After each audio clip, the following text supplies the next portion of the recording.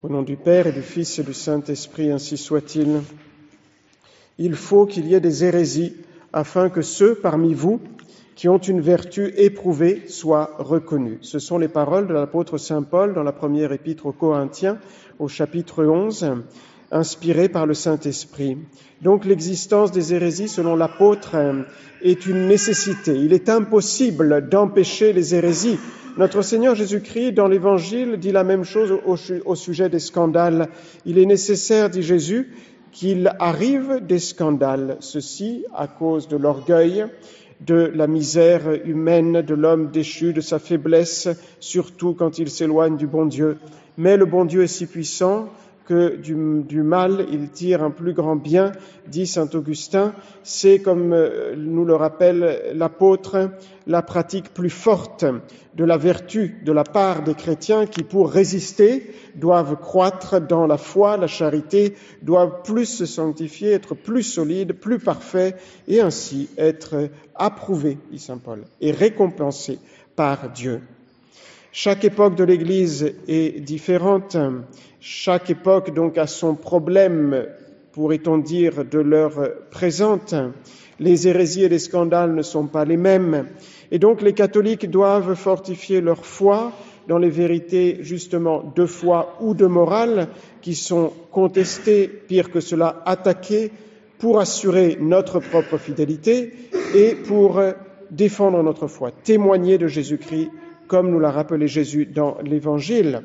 À l'époque du protestantisme, par exemple, les catholiques devaient défendre la nécessité des bonnes œuvres pour se sauver, la nécessité de lutter contre le péché, contre la fausse confiance des protestants, qui n'était qu'une honteuse présomption. Aujourd'hui, il y a beaucoup de vérités qui sont attaquées directement. Les anciens fidèles ici savent combien, par le passé, j'ai prêché sur le dogme de l'infaillibilité de l'Église, du pape et toutes les vérités qui concernent la constitution divine de l'Église, afin que vous ayez de profondes convictions éclairées par la foi sur la situation actuelle de l'Église et ne vous laissez pas entraîner par des erreurs graves qui pourraient compromettre votre salut éternel. Et ces dernières semaines, on pourrait dire a surgi, mais en fait c'était une attaque qui était, comme on dit dans les cartons, donc de la contre-église depuis longtemps, eh bien donc une nouvelle, pour ainsi dire, attaque contre la morale sur la vie, ce don magnifique que le bon Dieu nous a donné comme un talent que nous devons faire fructifier. Cette attaque est à divers niveaux contre le 5e commandement, le plus connu, tu ne tueras pas, et donc avec cette loi inique qui est sur le point de passer, malheureusement, donc en France. Donc si le bon Dieu ne nous vient pas en aide d'une manière particulière et si surtout aussi, eh bien, nous ne faisons pas tout ce que nous pouvons pour lui barrer la route.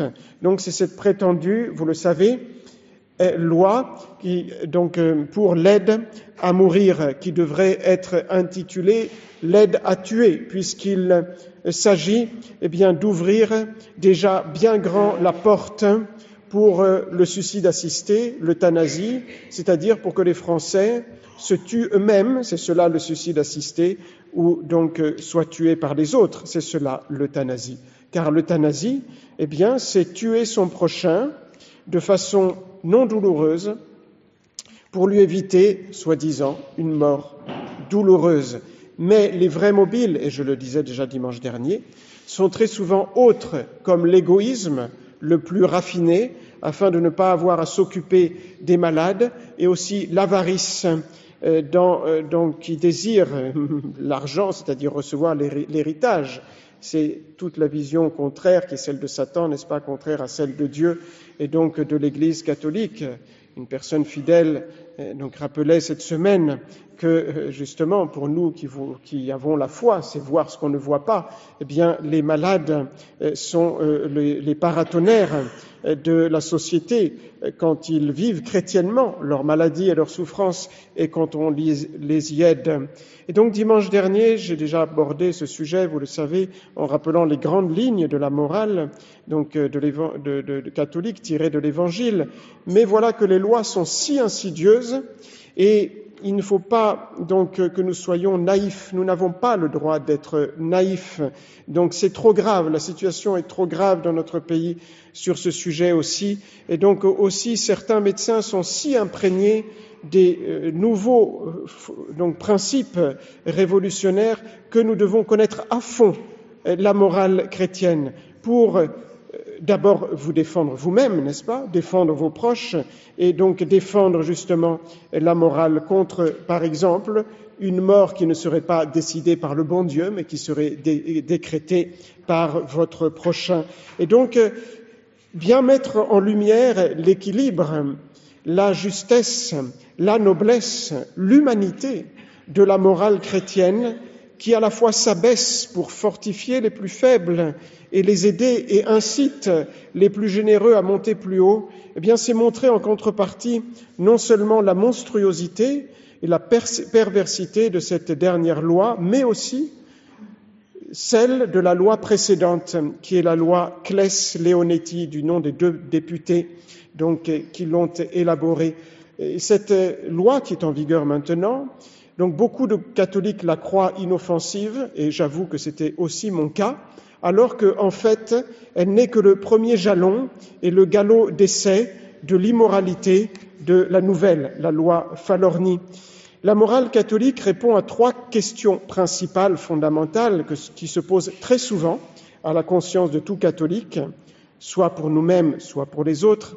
Et j'y ai répondu en partie dimanche dernier, mais comme je vous le disais, le rappel des principes, s'ils sont approfondis, donc nous montre aussi tous les cas particuliers, comme dans les cas particuliers, comment nous devons nous conduire en opposition, donc, et tout simplement aux lois que je viens de vous citer.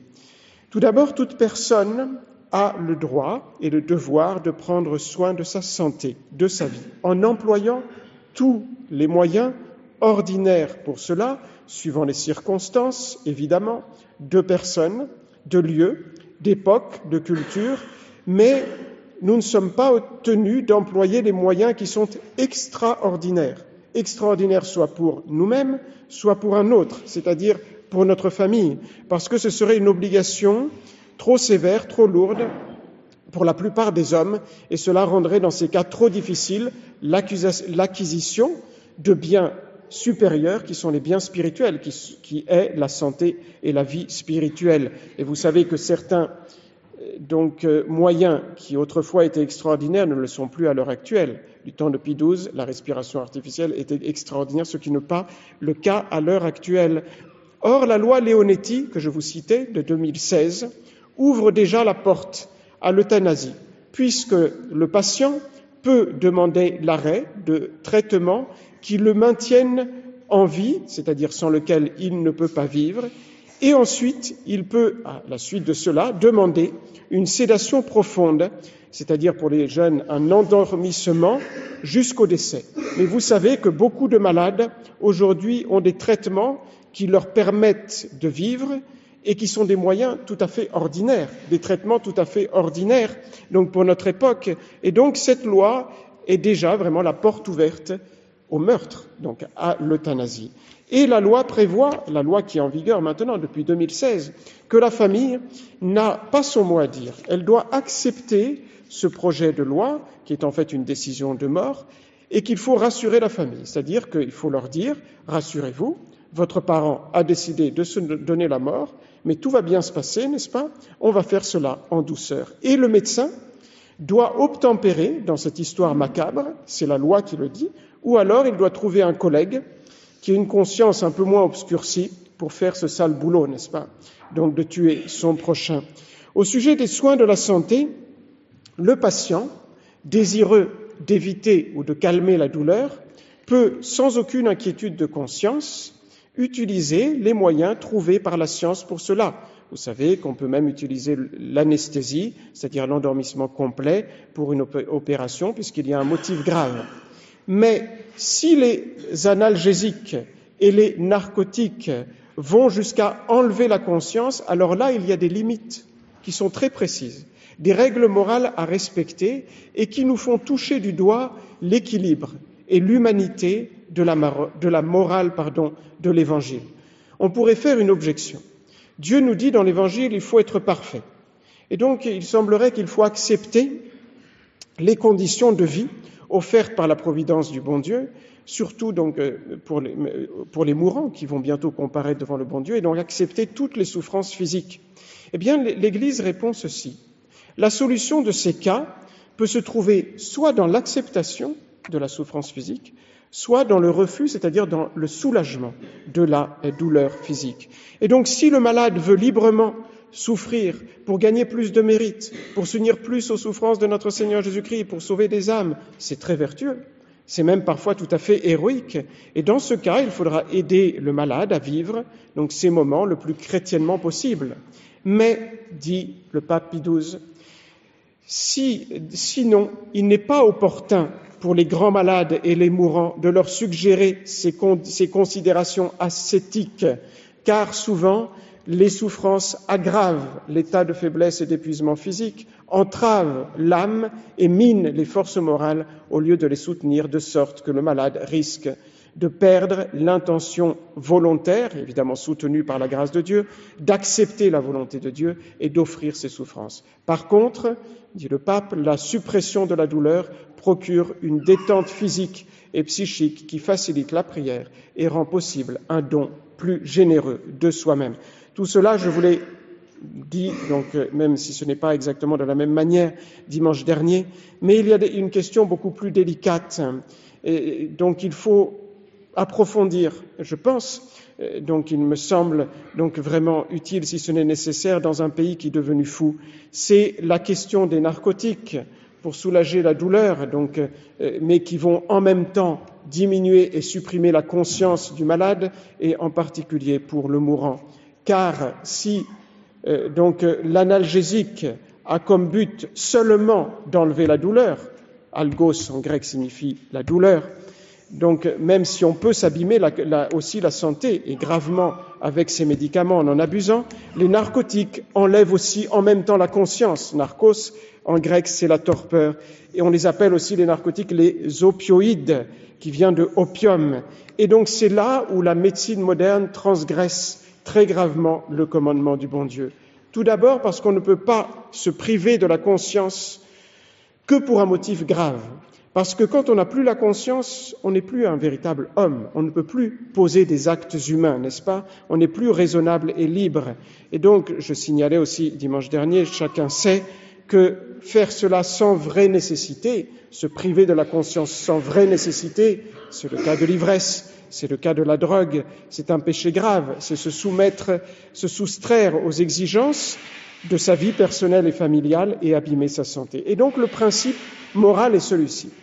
Les narcotiques sont permis, même par la loi naturelle, mais dans des limites très précises et sous certaines conditions. Donc, par exemple, tout le monde connaît, j'ai déjà cité ce cas, l'opération pour éviter une souffrance donc grande et momentanée. Donc là, les conditions sont réalisées. Mais la question est très délicate donc au sujet d'enlever la conscience à un mourant. Et la règle normale, générale, est celle-ci, totalement contraire à l'usage donc d'aujourd'hui.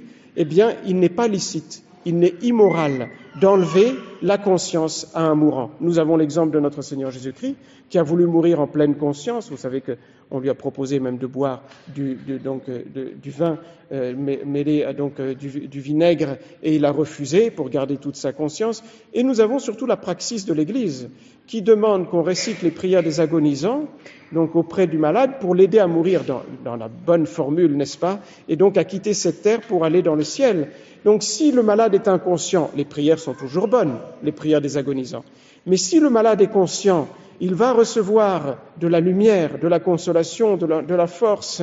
Et donc le mourant, il souhaite la présence dans ce moment où il va comparaître devant le bon Dieu d'un ami, du prêtre, de sa famille.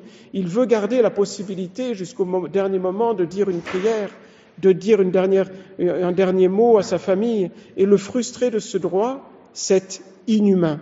Et donc la sédation profonde à l'approche de la mort, c'est profondément regrettable, dit le pape. Si c'est la nature qui a enlevé la conscience, alors là, la famille doit accepter. Mais par contre, eh bien, s'il n'en est pas ainsi, on ne peut pas le faire de sa propre initiative sans une raison sérieuse. Vous voyez, c'est totalement le contraire de la mentalité actuelle, où donc on laisse le mourant dans une chambre tout seul, n'est-ce pas, et donc dans la sédation profonde, et on lui enlève toute possibilité, de peut-être sauver son âme et de gagner des mérites. Et donc là, nous touchons un point extrêmement les deux transgressions les plus graves actuelles. Tout d'abord, pour répondre à la question, quelles sont les raisons médicales sérieuses qui permettent d'enlever la conscience à un mourant? C'est seulement les douleurs violentes ou alors douleurs violentes psychologiques, c'est-à-dire dépression forte et forte angoisse. Et donc, si le mourant, dans ce cas-là, a rempli tous ses devoirs, il est permis de l'endormir, et donc, mais on doit essayer de lui laisser quelques moments de lucidité. Et si la sédation profonde met le mourant dans l'impossibilité de remplir ce devoir, il est interdit de le faire. Et le malade, normalement, a l'interdiction de le demander. S'il le demande, et il insiste, cependant, on est obligé d'accéder à sa demande. Et on arrive à la question encore plus grave. Est-ce qu'on peut donner un narcotique qui abrège la vie du malade ou du mourant, même s'il est en fin de vie? Le principe fondamental, qui est un principe de loi naturelle, avant de loi chrétienne, c'est que vouloir la mort d'une personne comme une fin ou comme un moyen nécessaire pour atteindre une autre fin qui même serait bonne, c'est immoral, c'est illicite. Et donc l'euthanasie, c'est provoquer ou hâter la mort d'une personne volontairement, c'est illicite, c'est gravement illicite. Alors qu'est-ce qu'il faut faire si les souffrances sont insupportables et si la maladie est incurable? Il faut tout d'abord voir s'il y a d'autres moyens de soigner, et donc de soulager la souffrance, et s'il n'y en a pas, on va se trouver devant un cas typique moral qu'on appelle le cas d'une action bonne, mais à double effet. Une action qui aura un effet bon, et dans ce cas-là, c'est le soulagement de la douleur qui est très important pour le malade, et un effet mauvais, ce sera l'abrègement de sa vie. Et donc, si l'effet recherché est vraiment l'effet bon, on recherche de soulager le malade, le mourant, et que l'effet mauvais, l'abrègement de la vie, ne sera que la conséquence de cet effet bon, alors c'est licite, à la condition qu'il y ait un motif proportionné, c'est-à-dire si l'avantage, donc le soulagement de la souffrance, est si grand qu'il compense l'inconvénient, c'est-à-dire donc la mort plus rapide, et donc le narcotique, vous le comprenez, doit être utilisé dans la seule limite nécessaire au soulagement d'une souffrance qui est insupportable. Voyez comme ces lois modernes s'opposent directement et gravement à la loi naturelle.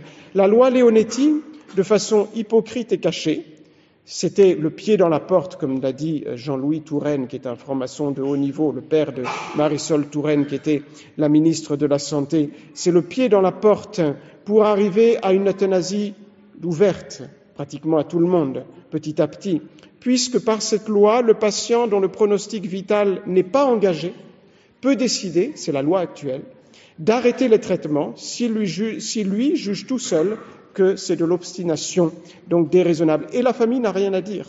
La famille n'a rien à dire et donc elle ne peut pas encourager le malade et lui dire c'est une mauvaise passe, on va t'aider, n'est-ce pas, à surmonter ce moment, c'est interdit.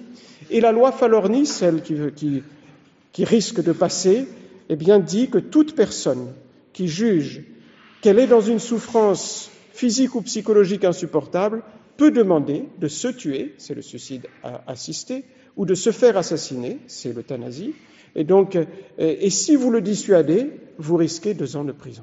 C'est vraiment des lois qui sont sataniques, qui viennent directement de l'esprit de Satan. Donc, chers fidèles, la conclusion, c'est tout d'abord un devoir de vigilance auprès de nos malades. Il ne faut pas être naïf, il faut défendre la vie de nos malades. On en est arrivé là, dans nos pays, n'est-ce pas, dans notre pays. Et un devoir de prévoyance, en donnant des directives anticipées qui demandent de faire tout le possible pour nous sauver, sinon ils vont vous tuer. En tout cas, si vous n'avez pas de famille, si vous n'avez pas des gens qui sont auprès de vous, qui vont surveiller, eh bien, il faut donc être perspicace et donc voir les choses telles qu'elles sont. Notre Seigneur Jésus-Christ, dans l'Évangile, dit à ses apôtres, vous l'avez entendu, ils vont vous chasser des synagogues. Et quand ils vous tueront, ils croiront rendre gloire à Dieu. Et pourquoi ? Parce qu'ils ne vous connaissent, ils ne me connaissent ni moi, ni mon Père. C'est le cas aujourd'hui. La plupart des Français ne connaissent ni Jésus-Christ, ni Dieu le Père. Et donc, il faut être prêt à témoigner de notre Seigneur Jésus-Christ, de sa morale. Il faut tout d'abord prier. Et à Dieu, tout est possible. Et tout faire aussi, dans la mesure de nos possibilités, pour entraver cette loi criminelle. Vous avez par exemple un site Alliance Vita dans lequel on trouve des formulaires ou des lettres qu'on peut écrire aux députés pour demander d'agir donc contre cette loi. Et, chers fidèles, aussi, vous le savez, mais j'insiste là-dessus, il faut former et continuer à former vos enfants à défendre la foi, au combat de la foi, dans lequel ils vont être jetés. Et donc, il faut qu'ils sachent que nous sommes gouvernés par des francs-maçons, qui sont animés par l'esprit de Satan. Nous avons les preuves tangibles à l'heure actuelle, et donc Satan qui est homicide depuis le commencement, et donc qui sont contre l'esprit de Jésus-Christ, contre l'Église catholique, et qu'il faut être prêt à résister et à souffrir quelque chose pour être témoin de notre Seigneur Jésus-Christ.